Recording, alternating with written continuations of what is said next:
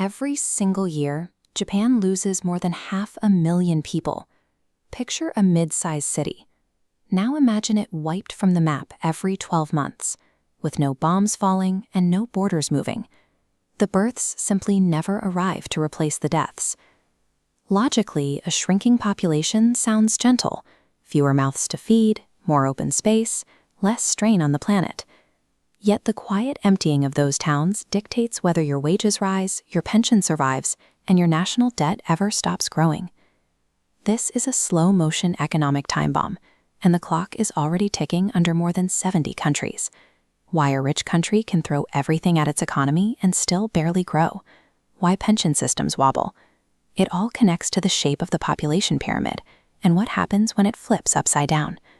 This diagram represents the dependency ratio. The economy lives inside the balance between the people who produce, the working-age adults in the middle, and the people who depend on them, like the children at the bottom and the elderly at the top.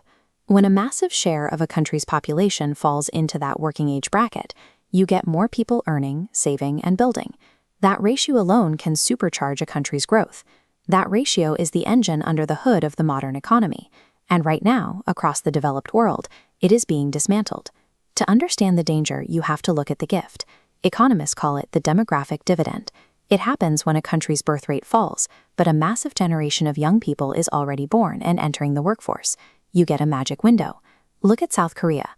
After the Korean War, it was a poor, shattered country, with an enormous birth rate of over 6 children per woman. Between 1950 and 2008, South Korea's output per person grew by roughly 2,200%. A poor, war-torn country became a high-tech powerhouse in a single lifetime. By the 1960s, fertility fell rapidly. For a few decades, Korea had exactly that golden mix: a vast army of young workers manning assembly lines and relatively few mouths to feed. But the demographic dividend is alone.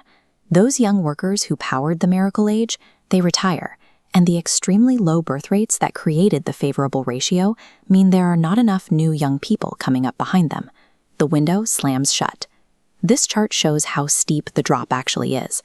The replacement rate, the level needed just to keep a population stable, sits at about 2.1. South Korea today has plummeted to around 9/10 of a child per woman. China sits at roughly 1.7. By 2050, China's working-age population is projected to shrink by 17%. That means roughly 160 million workers simply evaporating from the economy, a missing workforce larger than almost any existing country. The dividend becomes a debt that the future has to pay. The exact same arithmetic that lifted these economies is now beginning to drag them down. You might assume fewer workers balances out with fewer mouths to feed. It doesn't. Research shows that only a third of the economic loss comes from having fewer hands. 2/3 of the damage comes from a decline in productivity. As a society ages, it loses more than raw numbers. The remaining workforce tends to start fewer companies, take fewer risks, and adopt new technology more slowly. The fizz goes out of the economy. When a company sees a shrinking pool of future customers, it stops expanding. The new ventures that would have bid for talent are never founded. The economy loses its hunger, and individual paychecks quietly reflect that stagnation. This chart illustrates the fiscal pressure. Today, across advanced economies, there are on average 3.4 working-age people to support each retiree. By 2050, that number is projected to fall to just 2. 2 workers physically carrying the tax load that 3.5 once shared. As the burden of public health care and pensions grows, government spending is forced upward. Estimates suggest these aging pressures could swell the public debt burden by an average of 180% of a country's entire annual output. Then you hit the trap economists call Japanification. People near retirement hoard savings, while shrinking businesses invest less. You get a glut of savings chasing a shortage of investment, and the deep underlying price of money gets pushed down and down. Eventually, that natural interest rate collapses so low that the central bank loses its grip. Cutting rates is the main tool to revive a weak economy, though you cannot cut what is already at the floor. Through the 2010s, Japan launched a massive monetary stimulus campaign and still barely grew at 1% a year. Demographics can effectively paralyze the standard rescue tools of the modern state. When a country faces this decline, the conversation turns to escape routes. The first is immigration. On paper, bringing in young workers from abroad refills the base perfectly. In practice, culture, language, and politics make large-scale integration difficult. The second route is technology, using AI and automation to make fewer workers wildly productive. But older economies have historically been slower to embrace the exact innovations needed to offset their decline.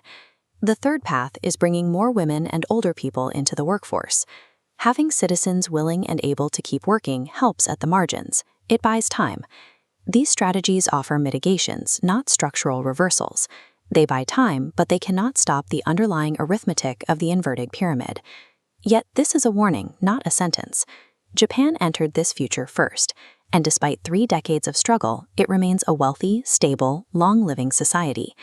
Demographics shape the economy, but they do not fully command it. A shrinking nation can still choose investment over fear, openness over walls, and innovation over comfort. The countries that understand the clock is ticking and plan for the inversion before it arrives are the ones who will turn a time bomb into a manageable transition.